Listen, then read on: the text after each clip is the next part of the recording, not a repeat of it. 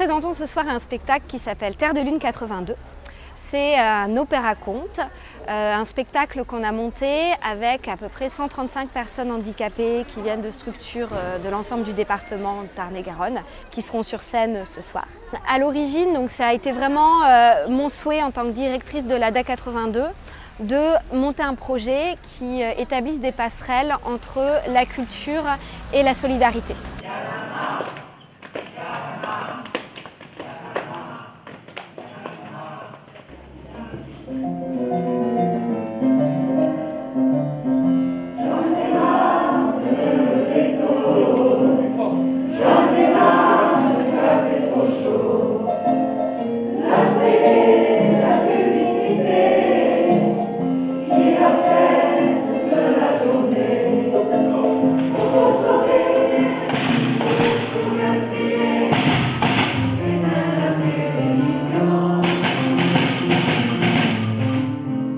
On a fait une réunion avec une dizaine de structures qui accompagnent des personnes handicapées. Je leur ai soumis le projet et petit à petit on a défini ce qu'elles voulaient faire. Et donc elles ont commencé à me dire alors on aimerait bien travailler sur la musique parce qu'on ne le fait pas trop. Et puis en fait la musique c'est bien, mais on a des résidents qui sont très bons en art plastique, en danse, ils n'aiment pas la musique, on voudrait les associer. Donc on est arrivé petit à petit à l'idée de quelque chose de total avec tous les arts.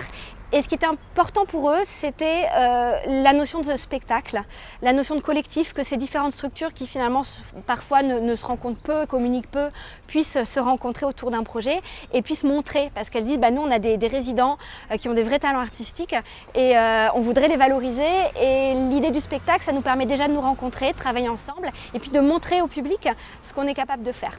Ensuite, il a fallu trouver l'équipe artistique. J'avais rencontré déjà Bertrand Mahon. Je sais que c'était une personne, donc un grand chanteur lyrique d'opéra, et en même temps quelqu'un qui avait l'habitude de travailler avec des publics soit handicapés, soit des enfants malades, avec une sensibilité pour ça. Et je lui ai demandé, est-ce que ça t'intéresse? J'ai un projet un peu fou, monter un spectacle avec une centaine de personnes. Et maintenant, au top, tout le monde avance en même temps. Top! Et jusque-là, ça me semble pas mal, ça, Pierre, non? Et donc, à la suite de cette rencontre, Annabelle avait un projet d'envergure et sur tout le département, avec pas mal de structures pour handicapés. Et à ce moment-là, j'ai tout de suite pensé à l'ensemble Thalia, composé de 5 professionnels qui pourraient, face à ce projet quand même très ambitieux, construire quelque chose avec l'ADA. Donc vous allez vous mettre en coulisses. Les coulisses, c'est ce qui est derrière vous, caché derrière les rideaux. Non mais je parle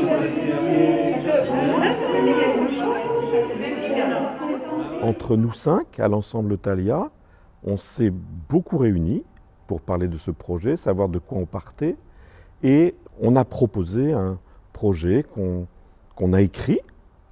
Et à partir de cela, petit à petit et au fil des mois, on a fait des rencontres entre l'ensemble Thalia, l'ADA et les structures qui étaient représentées par les directions ou certains salariés de ces structures.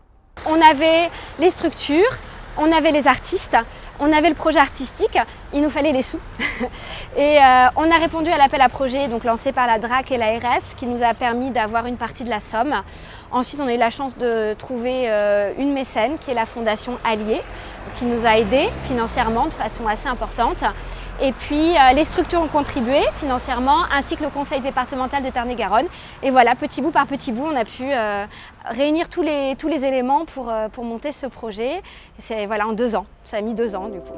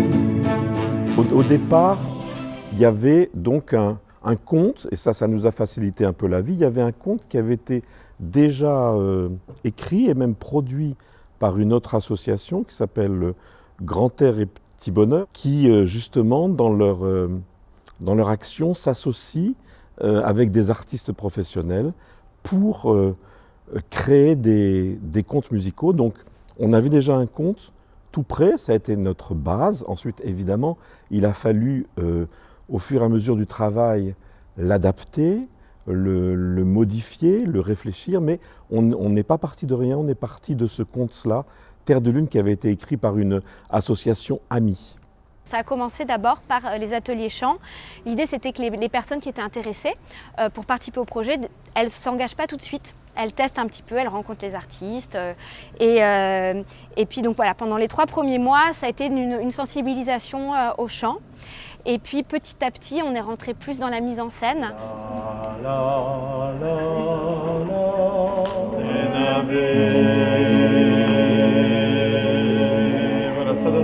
Le travail en amont du début de l'action avec les résidents et les personnes qui les coordonnent et qui les animent, ce travail en amont est extrêmement important, aussi important que ce qui va suivre. Parce que c'est cette rencontre, ce débat entre les différents partenaires qui font que quelque chose va devenir à un moment donné un peu cohérent, aura du sens. Qu'est-ce qui se passe? Qu'est-ce qui se passe? Qu'est-ce qui se passe ce matin? Qu'est-ce qui se passe? Qu'est-ce qui se passe? Qu'est-ce qui se passe dans mon jardin? Au départ, on était tous les 5 très inquiets parce que c'est vrai qu'on a commencé par une sensibilisation à la voix, à la musique, et qu'au début, ça donnait absolument pas grand-chose. Et le travail s'est construit petit à petit. Et puis, tous les résidents, tous les animateurs, les éducatrices, les éducateurs se sont pris au jeu et ont apporté également leur point de vue du projet. Et là, on a décliné avec les résidents toutes leurs compétences propres, c'est-à-dire que certains aiment chanter, d'autres aiment la comédie, le théâtre, d'autres étaient plus dans un travail de construction des décors, dans le maquillage, dans la conception des costumes. Donc toutes les parties d'un opéra comédie musicale étaient là, sont offertes devant nous. Et donc, comme nous, on était complémentaires par rapport à nos compétences, les résidents et les personnes qui les accompagnaient ont pu de la même manière décliner leurs compétences au service du conte musical Terre de Lune.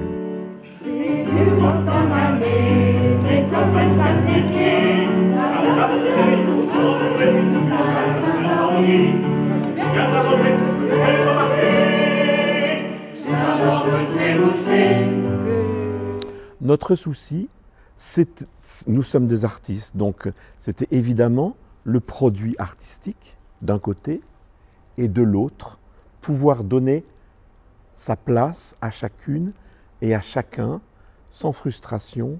Et c'est ça qu'il a fallu faire cohabiter. Et c'est vrai que là on est à la veille de la première, mais pour nous c'est déjà une réussite.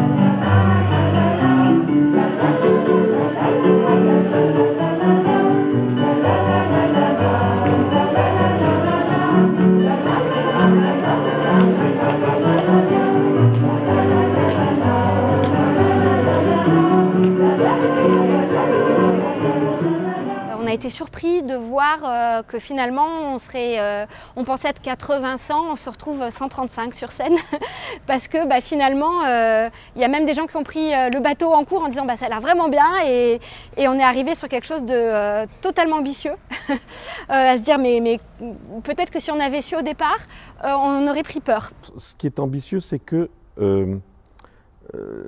c'est la rencontre, parce que c'est une rencontre entre deux mondes différents.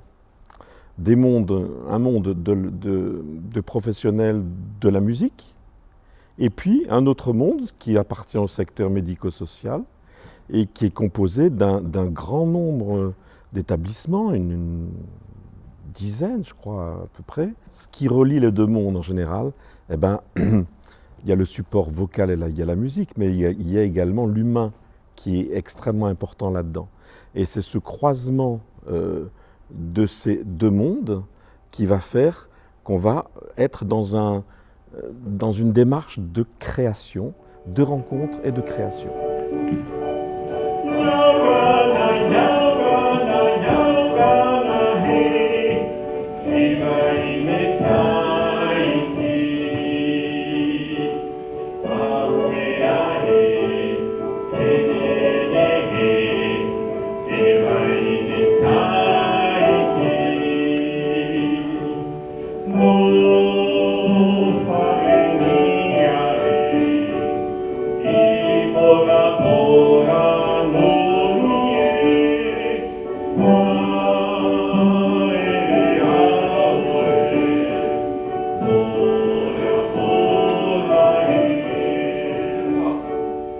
C'est sûr que c'est une aventure humaine incroyable. Ce que j'ai pu entendre aussi, parce qu'on a échangé avec les artistes, quelque chose de très fort qui est sorti, c'est on n'a jamais eu un public aussi attentif, aussi à l'écoute.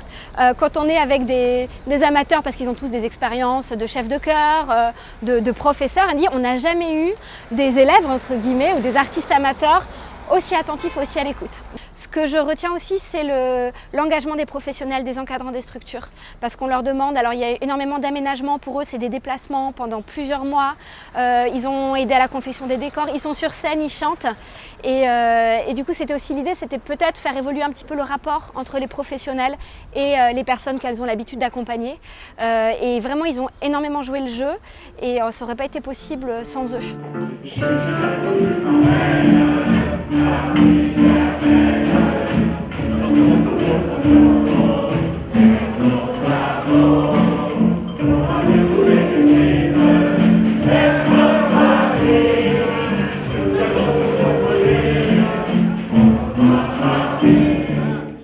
Il y a un lien évident qui s'est créé entre les résidents, leurs accompagnants et nous. Par exemple, on ne pouvait pas être tous là pour les répétitions. De nous 5, il n'y en avait souvent que 2 ou 3. Et à chaque fois, c'était « mais où est Pierre ?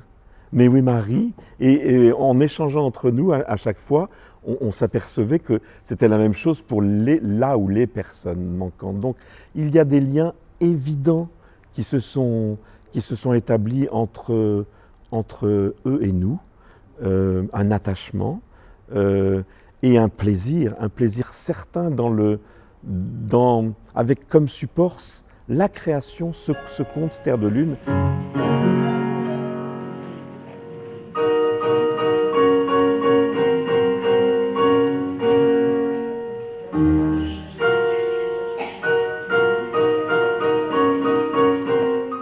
Ce conte, cet acte artistique, puisque c'en est un, se fait au service notamment de ces liens humains.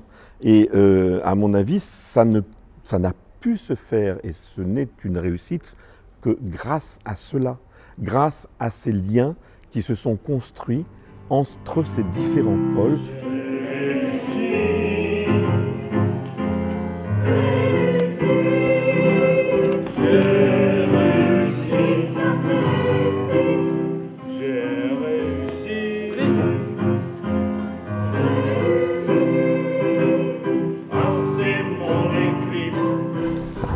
Un peu fou parce qu'on rassemble quand même, il ne faut pas l'oublier, environ une centaine, même plus, je crois 120 ou 130 personnes entre les résidents, les salariés de ces structures et nous-mêmes les professionnels de la musique. Ça fait environ une 130 personnes, sans oublier ceux qui sont à la technique. Enfin, c'est fou comme projet. Ce que je retiens enfin, c'est la joie. Visible et ça c'est une grande émotion, je pense que ça se voit sur scène. En fait, il y a forcément un petit peu d'appréhension, mais ce qu'on retrouve le plus, c'est le bonheur d'être sur scène. C'est presque l'effarement de faire partie de ça.